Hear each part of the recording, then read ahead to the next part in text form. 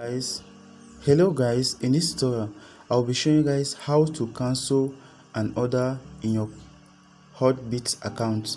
So if you're new to this channel, don't forget to like, subscribe, share, and you hit the notification bell in order not to miss my upcoming tutorials. Without wasting much of your time, let's get started.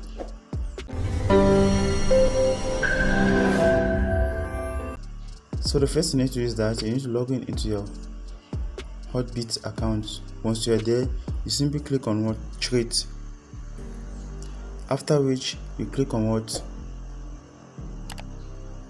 more. That is, these are all your orders, but my orders have actually make 6 months, so I will simply need to click on what more,